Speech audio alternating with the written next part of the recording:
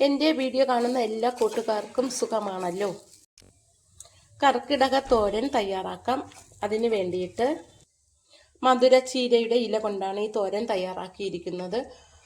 പലരും കളയുന്ന ഇല കൊണ്ട് നമുക്ക് ആരോഗ്യകരമായ ഒരു തോരൻ തയ്യാറാക്കാം. പ്രതിരോധ ശേഷി കൂടാനും കണ്ണിൻ്റെ കാഴ്ചശക്തി വർദ്ധിപ്പിക്കാനും ഷുഗറിനുമൊക്കെ ഈ തോരൻ വളരെ നല്ലതാണ്. ഇത് എങ്ങനെയാണ് തയ്യാറാക്കുന്നതെന്ന് നോക്കാം.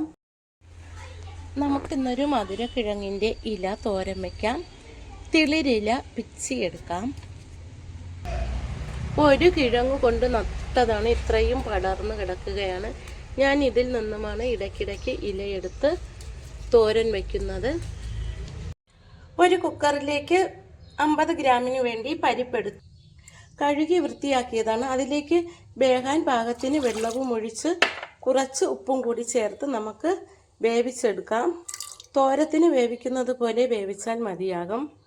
ഒരു പിടിക്കും വേണ്ടി ഇല പിച്ചിയെടുത്തു. ഇത് നമുക്ക് കഴുകി വൃത്തിയാക്കിയെടുക്കാം. ഇലയെല്ലാം കഴുകി വൃത്തിയാക്കിയെടുത്തു. ഇനി നമുക്കിത് അരിഞ്ഞെടുക്കാം. ഇതുപോലെ വാരി പിടിച്ച് അരിഞ്ഞെടുക്കാം.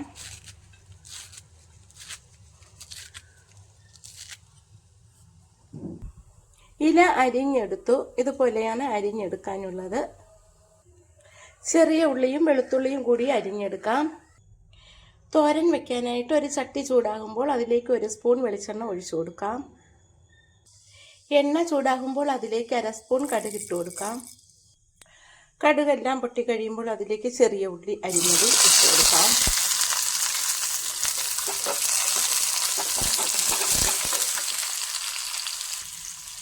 രണ്ട് വറ്റൽമുളക് കൂടി ഇട്ട് കൊടുക്കാം.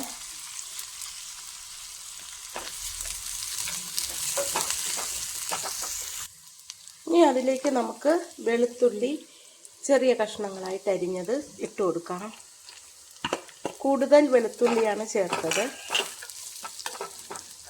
കർക്കിടകത്തിൽ വെളുത്തുള്ളി കൂടുതൽ കഴിക്കുന്നത് വളരെ നല്ലതാണ്. കൊളസ്ട്രോൾ കുറയാനും പ്രതിരോധ ശേഷി കൂടാനും ഒക്കെ നല്ലതാണ് വെളുത്തുള്ളി.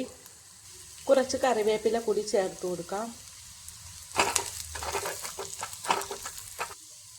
ഇനി നമുക്കിതിലേക്ക് അരിഞ്ഞു വച്ചിരിക്കുന്ന ഇല ചേർത്ത് കൊടുക്കാം.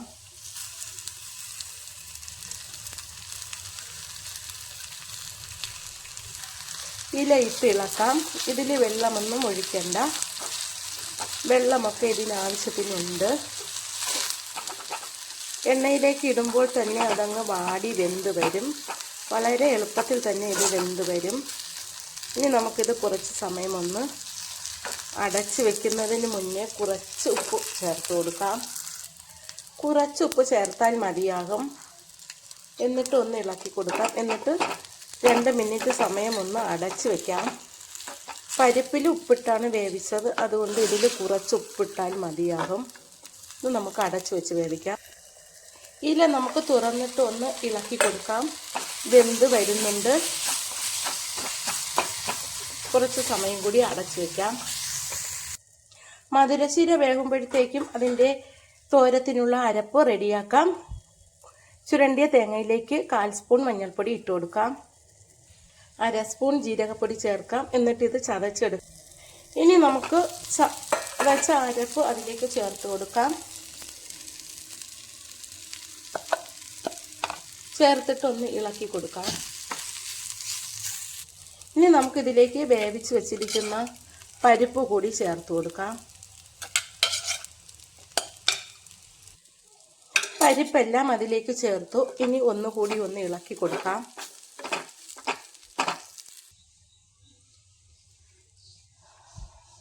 ഇളക്കിയിട്ട് 1 മിനിറ്റ് സമയം കൂടി ഒന്ന് അടച്ച് വെച്ച് വേവിക്കാം. മധുരക്കിഴങ്ങിൻ്റെ ഇല ആരും ശ്രദ്ധിക്കാതെ കളയുന്നതാണ്.